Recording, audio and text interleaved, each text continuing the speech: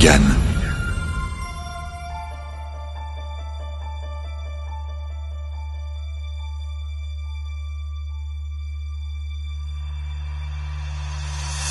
Cela faisait 1 heure que le capitaine Hammer Hamilton tentait en vain de joindre le jet privé, mais ne recevait pour toute réponse que des interférences. Le contraire l'aurait étonné au demeurant. L'unique radio de l'appareil se trouvait dans le cockpit, qu'il ne quittait pas des yeux depuis qu'il avait intercepté le 737. L'appareil poursuivit tranquillement sa route, encadré par Hammer et fusil, et survola Los Angeles sans incident.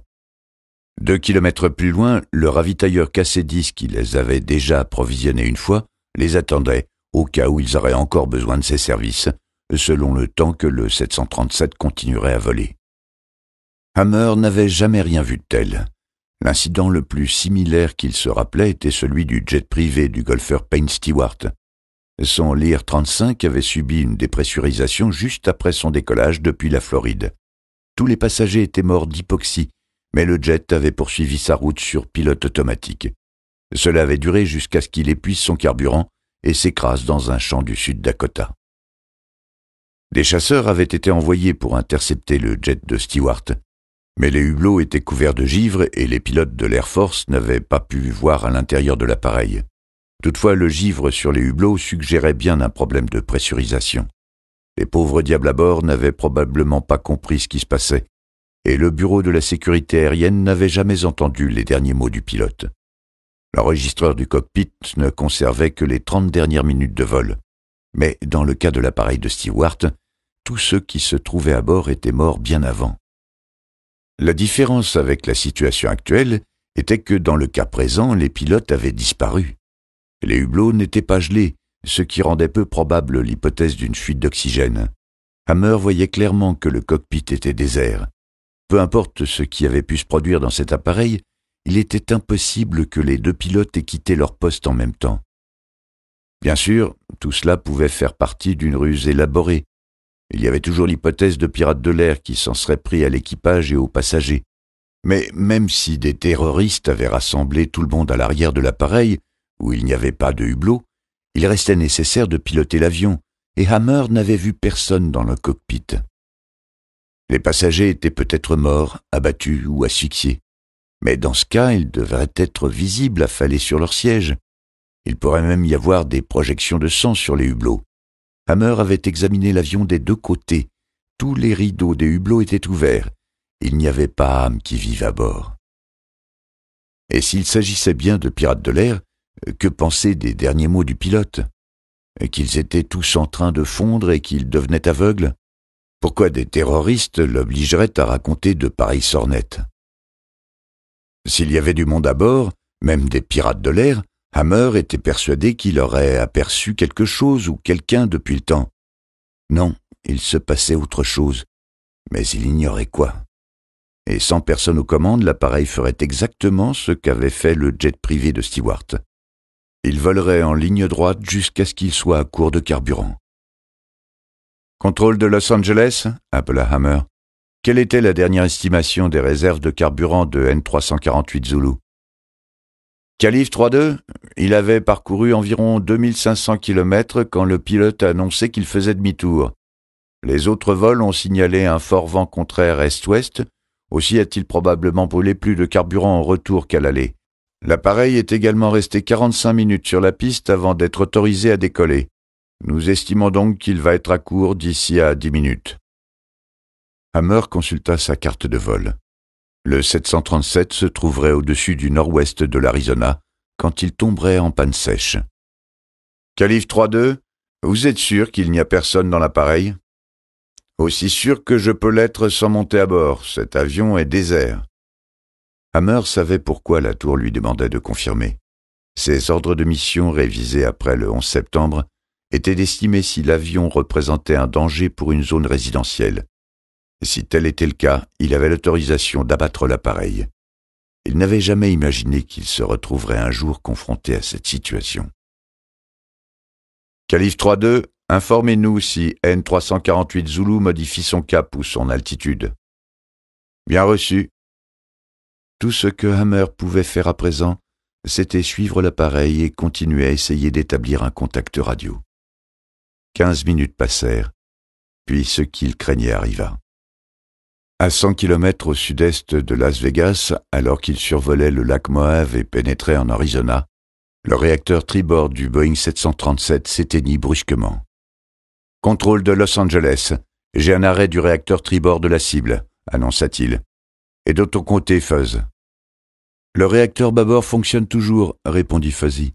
« Le réservoir bâbord doit avoir quelques litres supplémentaires. » En augmentant la poussée du réacteur bâbord, le pilote automatique serait en mesure de maintenir la vitesse et l'altitude, mais en consommant plus rapidement le fioul restant. 2 minutes plus tard, Fuzzy reprit le contact. « Hammer, le réacteur bâbord vient de rendre l'âme. » À présent que ces 2 réacteurs étaient hors service, le 737 perdait rapidement de la vitesse. C'était devenu un planeur de 70 tonnes. Quelques secondes plus tard, le contrôle de Los Angeles appela. « Calif 3-2, nous constatons une diminution de la vitesse de N348. Pouvez-vous confirmer ?»« Affirmatif, ses moteurs sont éteints. Il est à court de carburant. » « Nous vous signalons que sa trajectoire va amener N348 Zulu au-dessus d'une zone inhabitée. » Hammer souffla de soulagement. Il n'aurait pas à prendre la décision d'abattre l'appareil pour l'empêcher de s'écraser sur des habitations. Bien reçu. Il ne lui restait plus désormais qu'à assister aux dernières minutes du vol du 737. Les appareils de ligne moderne bénéficiaient d'une gigantesque envergure qui leur permettait de planer sur de longues distances. En utilisant les commandes de vol hydraulique, un pilote pouvait maintenir son appareil en vol plané de façon optimale. Hammer se rappela de l'histoire de ce 747 qui avait perdu ses réacteurs après avoir traversé le nuage de cendres d'une éruption volcanique en Indonésie. Les 4 réacteurs de l'appareil avaient été étouffés par la densité des cendres et le pilote avait mis 15 minutes à les rallumer. Quand il y était enfin parvenu, l'appareil se trouvait à une altitude de moins de 200 pieds, mais avec une envergure supérieure à la surface d'un terrain de football, le 747 avait réussi à planer tout le temps qu'avaient duré les efforts désespérés de l'équipage pour rallumer les réacteurs. Mais sans personne pour le piloter, le 737 ne planerait pas longtemps.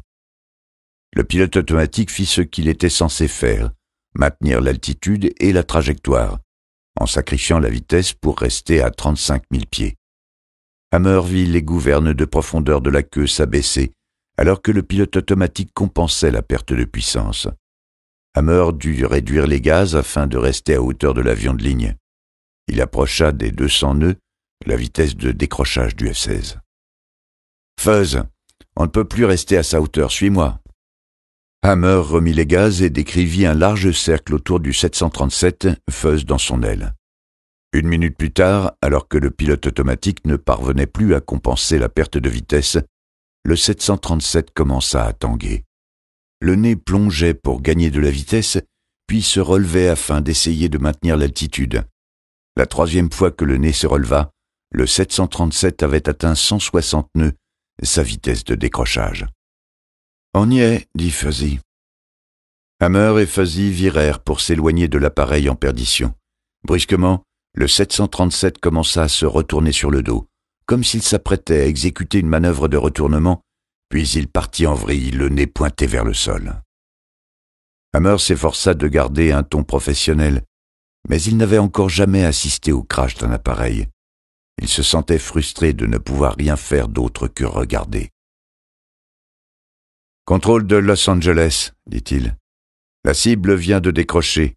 L'appareil est parti en vrille et atteindra le sol sous peu.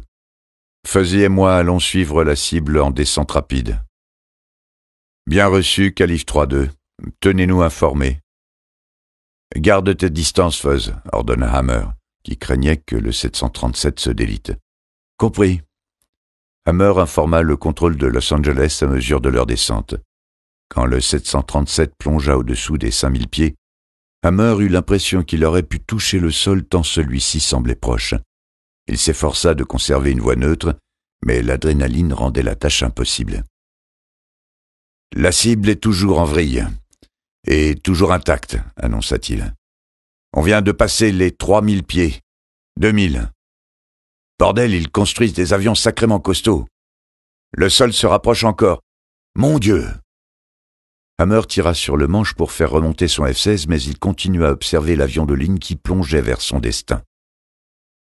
La seconde précédente, c'était un 737 similaire à ceux dans lesquels Hammer était monté un nombre incalculable de fois, puis il s'écrasa sur le sol du désert et se transforma en un amas informe de métal et de poussière.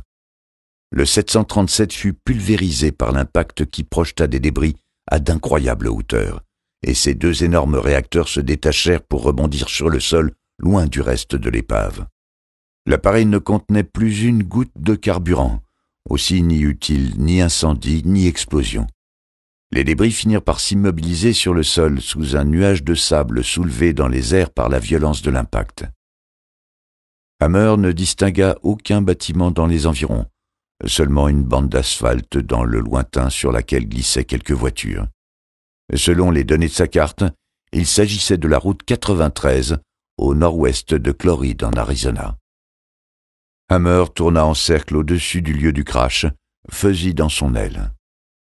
« C'était horrible de devoir assister à ça, » déclara ce dernier. Hammer garda le silence.